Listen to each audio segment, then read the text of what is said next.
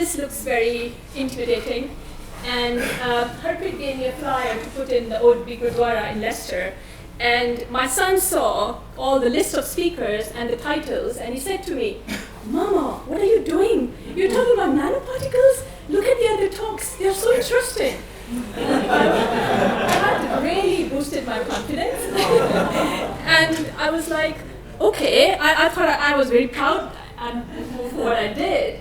And he just completely, and he said, "I hope you can really make it interesting." And so that's what I'm going to try to do, okay? I'm trying to explain everything in the title, first of all, before I go into the results. So I don't have a lot of data, just to make sure that you can enjoy and appreciate what this research is all about. So as Harpreet said, I did my PhD. I worked on diabetes, the molecular mechanisms, and then I moved to Swansea to do my postdoc in nanotoxicology, and I was working on nanoparticles. It was an MRC-funded project. So what are nanoparticles, first of all? So nano, it means in Greek, it's nano, and in English it's dwarf. So to put things in perspective, I have a scale here from 0.1 nanometer to 10 to the 6 nanometer. So where does the nano fall here? So the red blood cell, 10 microns. Here, diameter 150. Grain of sand, 1 millimeter. And there's where the nano falls, between 1 nanometer and 100 nanometer, which is 1 billionth of a meter. So it's very, very tiny particles.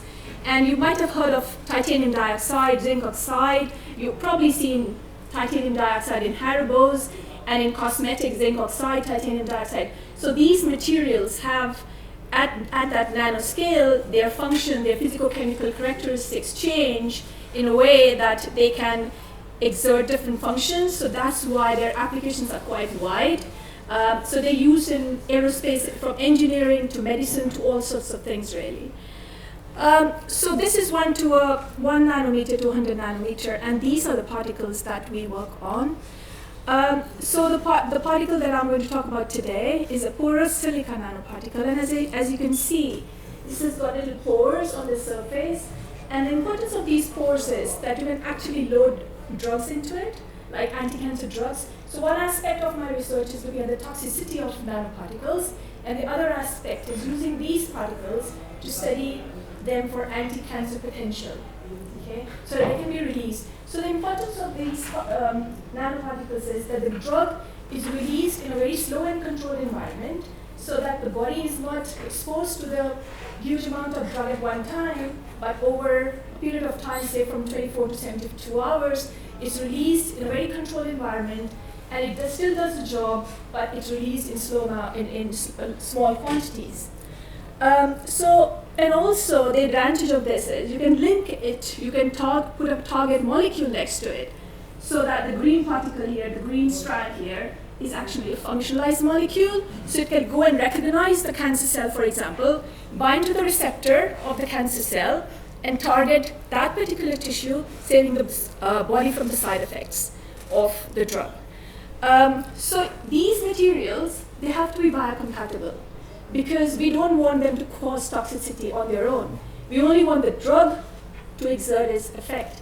So they need to be biocompatible, they need to be stable, they need to do their work before they're degraded in the body, but they also need to be cleared by the body and not be engulfed by macrophages. Because if they are engulfed, because they're foreign particles, and if our white blood cell sees them as foreign, as we are seeing, say for example, pathogens or any xenobiotic or any external material, then the macrophage is going to engulf them, and obviously they won't be of any use. So the whole point of doing this research was to actually see whether they cause cell death, which is cytotoxicity. That was in the title. So I've talked about porous nanoparticles. Cytotoxicity is cell death, when these nanoparticles can actually kill the cells. Genotoxicity, DNA damage, which I'll talk about. And immune response is whether the macrophages or the white blood cells are activated to engulf those. Okay, so these are the three aspects that we've touched upon. So again, in a nutshell, these are the different applications that we can use them for. We can load all these different kinds of proteins, different surface modifications. So we can modify these nanoparticles so that then we can get them ready to attach a drug onto them. So that's what we studied in our research. We studied different functional groups. We studied 5 different functional groups, so you can see those there. Thiol, carboxyl, PI, amine, and cyanol is something that is part of the nanoparticle itself, so it's not modified. So we studied all these 5 just to see which one is most toxic or whether they all are biocompatible. So as I said, they can be modified with different things, and there's lots and lots of applications of these particular nanoparticles. Now, nanoparticles are not like pharmaceutical compounds because they have a size, they have a charge, they have different surface particle shape, whether they're crystalline or their chemical composition. So, and it's quite a detailed study that we have to do before we actually go on to see the biological effects of these nanoparticles. We have to find out what their size is, what their surface charge is, and so on, because we need to know how these characteristics are going to determine biological interactions. So I'm just going to, just to make it very small presentation, I have just given you examples of 2 nanoparticles that we use. So one is PI and one is cyanol. And as you can see, I'm not going to go into the details of what these characterization is, but just the particle size. Now the RPMI media is actually the media in which the cells grow. So we need to know, when we get the particles, when we get the nanoparticles from a company, they give us the size of these particles. But these size changes in a media, in water, in anything else. Because the proteins in the media, they form a corona around the nanoparticle. So the diameter, that changes. So, and that is important because if the particle becomes bigger, the way they interact with the cells is going to change. And you can see here the charge. So the PI has a positive charge and the cyanol has a negative charge.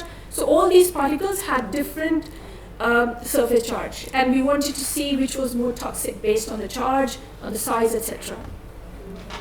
So this is how they look like. So the TM imaging showed that they appear in aggregates. Because they have these hydrophobic interactions, they're not single particles. Some of them are, but most of them exist in aggregates. And we can actually sonicate them or vortex them to actually break the aggregates. So again, depends on the size of the aggregate. Sometimes the aggregates are so big they won't enter into the cells. And we need to know, for their function, if they're forming big aggregates, they're not going to deliver the drug inside the cells. Cell lines now. So we use different cell lines, TK6, THP, HEP2. So just to be very, very simple, there are 2 cell lines which represent blood cells, and one is the liver cancer cell line. So everything that we have, the drugs are metabolized in the liver, they're accumulated in the liver, so liver is an important cell line to study. And these also represent the ways in which nanoparticles get entry into our body. So they can be ingested. You'll see that Haribos, as I said, contain titanium dioxide. Intravenous, if we are using them as drugs. Inhalation, if people are making them in the factories through occupational exposure to inhalation, or absorption by skin or eyes. So these are the cell lines which are relevant then to study in for the study that we did. So again, we studied all these cell lines, but again, I'm going to just show you one. This is a monocytic cell line. Again, a WBC THP is a type of monocytic cell line. So what you can see here is you can see the control cell, which is a very smooth surface, and then you can see the cell ruffling. Okay, so what is happening is, when these materials are being exposed to the cells, there are changes on the cell surface occurring.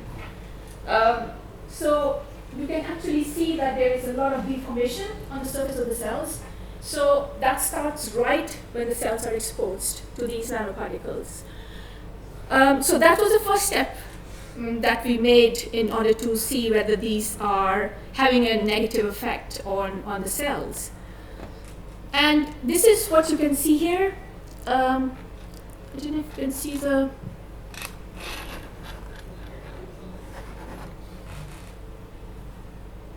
Is the mouse? Presentation is working through the laptops. You can pen over here, the pen here. Right, okay. So you can see that these are present. This is the cell, the TEM. The cells are sliced, and you can see that they are actually present within the mitochondria, the Golgi apparatus, the nucleus, and the cytoplasm. So this is the control cell, and these are the treated. These ones are the treated cells.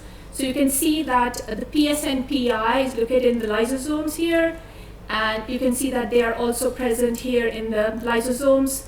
They are in the nucleus. So what I'm trying to say is they enter the cells and they localize everywhere within the cell. But what we noticed was that one type of nanoparticle was being localized more in the cells than the others, and that was dependent on the charge of these materials. Now moving on to cytotoxicity, so the cell death, and as you can see here, this is the 100%. So this is the cell viability. This is 100% for the untreated cells.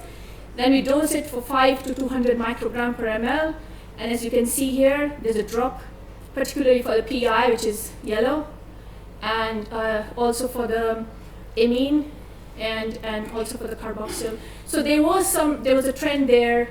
PSN PI was the most cytotoxic, and PSN thiol was the least cytotoxic. And this is, I'm only showing the results for 72 hours, but we did study for 24 and 48 hours as well. I won't go into the details of this, but what I'm going to show to you is this is the micronuclei that is used to assess DNA damage. Normally a cell would have a nucleus, right? But when there's a chromosome fragment being produced as a result of nanoparticles, we either have a lagging piece of chromosome when the cells divide. So what you see here is a nucleus with a micronucleus. And this is basically, this shows that there's some DNA damage within the cells. So we can actually count the cells and look at an extra micronucleus within the cell, which represents DNA damage. And this is important because if the cell dies, it's still okay. But if the cell does not die and there's a DNA damage, it can actually lead to carcinogenesis. So this micronucleus assay is one of the most reliable assays that we use for DNA damage. I think this is probably you all have studied long ago, mitosis.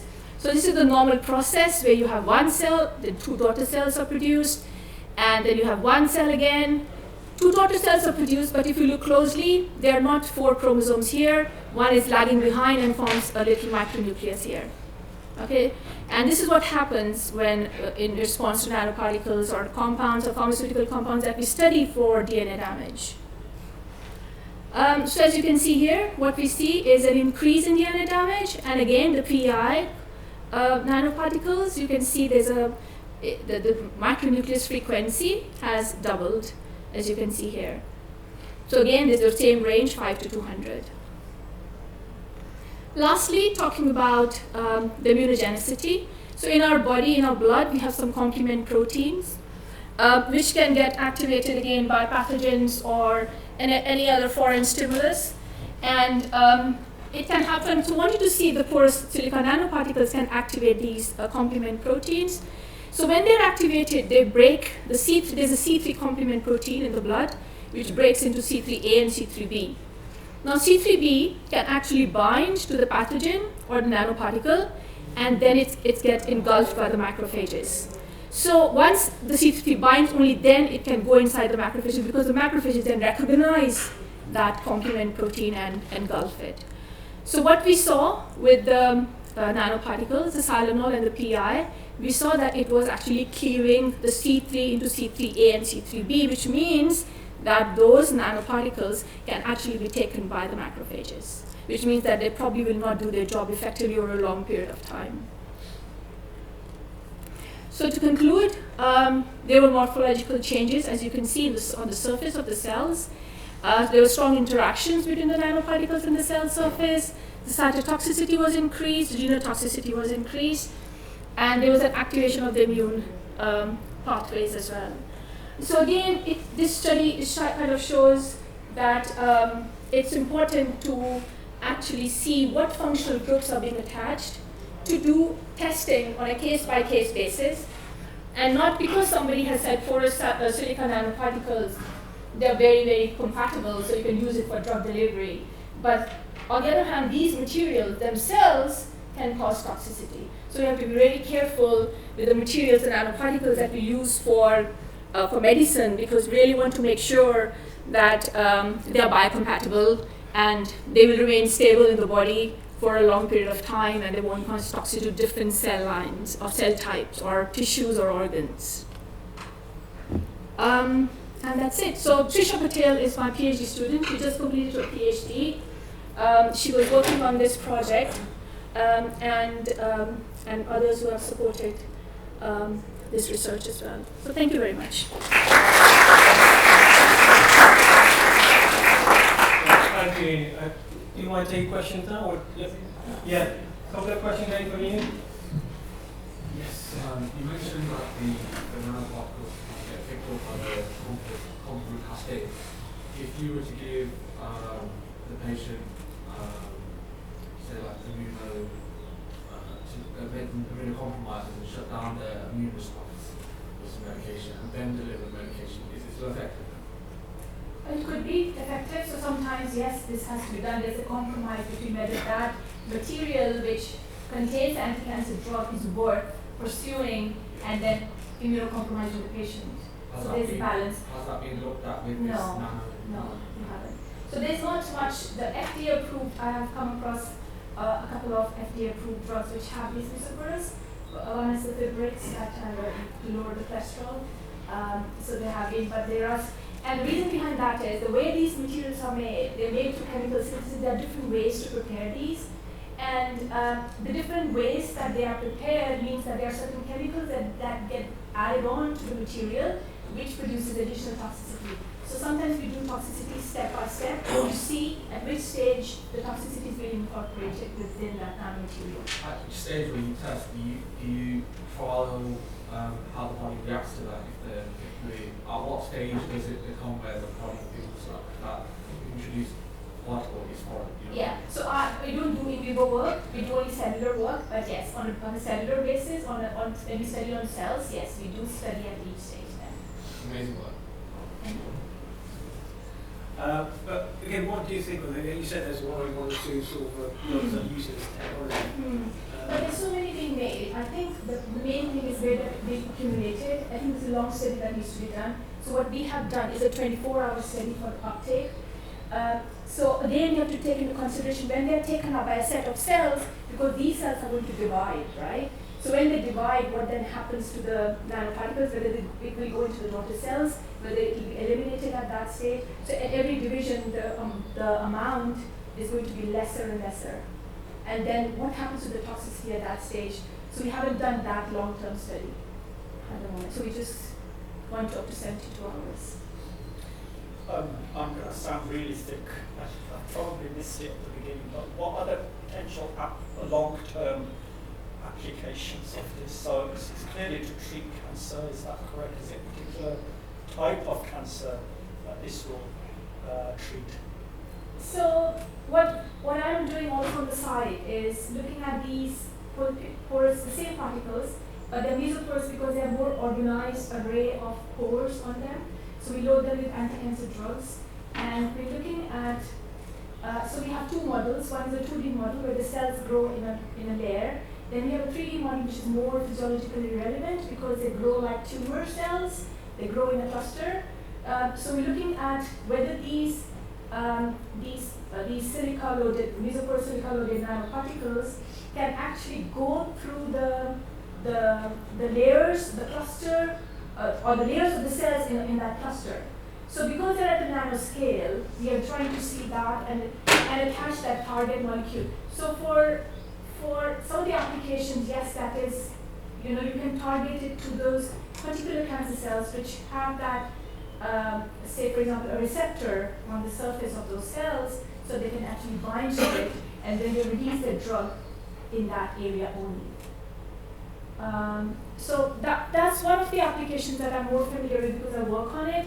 But people are using it to deliver drug on the skin, eye, so all sorts of things people are using these materials. Can I just explore the risk factors? Yeah? I'm not a biochemist, so ignore my ignorance. Yeah? But it seems to me what you're doing is you're breaking the DNA within the cell, to kill the cell. Yeah. And so when the cell divides these. So just let me just interrupt. Sorry. Mm-hmm. So we're not using the nanoparticles to kill the cells. We are assessing their safety, whether they kill the cells. We don't want them to kill the cells. We don't want them to cause DNA damage. But if we are using them for a good purpose, we don't want them to cause collateral. Well, that was my question. Yeah. The risk factors that if you do then alter the DNA of the cell, the morphology of the cell as it reproduces, whether you can create something even more dangerous. Exactly. The reason I'm asking that because with the COVID there was the RNA viruses that were developed. Yeah. But one of the concerns was that these may well result in even more dangerous Exactly. viruses. That's exactly what we were trying to do here. That we don't want these materials to cause more toxicity, right? Than we think they could.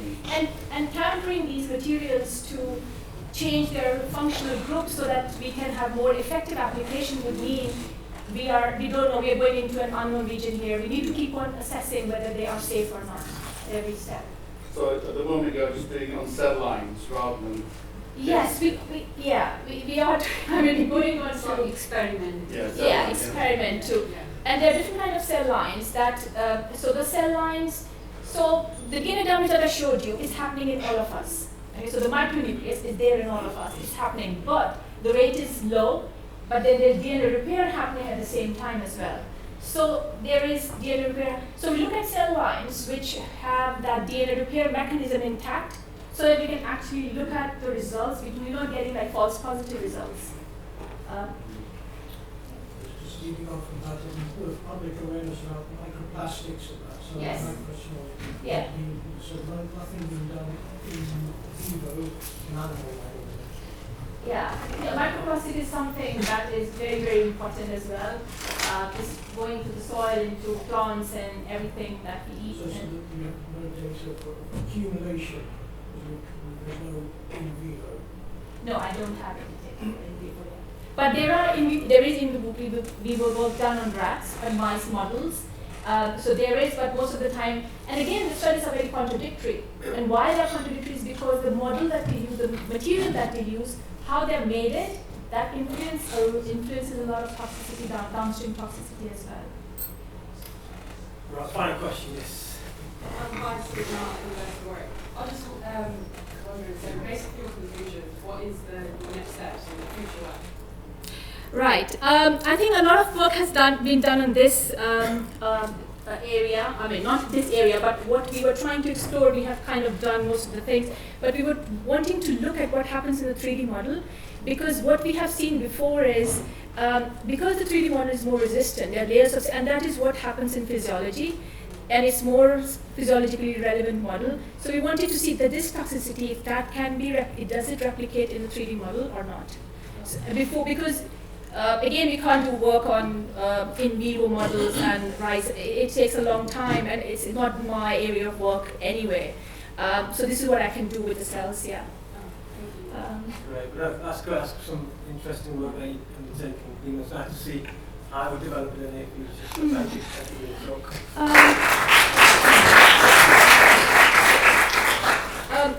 Thanks a lot, Arjinder, for organizing this. I think I just wanted to reflect very quickly on the morning session when we talked about what we can do for Sikhs in academia, and how we can actually share things. So one thing, I think one of the students sitting there talked about what we can do, recommendations. So I was talking to Harpreet about it. We didn't have enough time. So when I was in Swansea, my boys were growing up, and when they were in the nursery, having a patka and everything, even when they were growing their hair at 2 or 3 years or even less, my husband and I went to the nursery to talk about Sikhism. We had a video, we showed them the video, we showed them what it is, we had the whole stuff. So when my son moved into primary school, we went there, we did the same, and the whole staff was there. When we moved to Leicester, we were more aware, so we didn't have to do too much, but we could have done. But what I'm trying to say is, at this level, on a personal level, everybody can do that, and this is the first step really forward, that we can actually, instead of saying that we have recommendations and all these things happening in the curriculum, that is at the higher stage, but then, what we can do at the very basic level, and as a parent, as a relative of children who are going to primary school or nurseries or whatever, they will give you a slot to talk. Because if I talk to a random school, and I say, I'm a random parent, and I want to talk, you might not get that time. But when your own child is there, they will give you time to talk. So please do that even for your relatives or your nephew, niece, or whoever that there is. So I think that was really useful, because we had lots and lots of questions from the staff, from the head teacher, about the religion, why we do all the Panch Kakar, and so yeah, that's what I wanted to share. Thank you.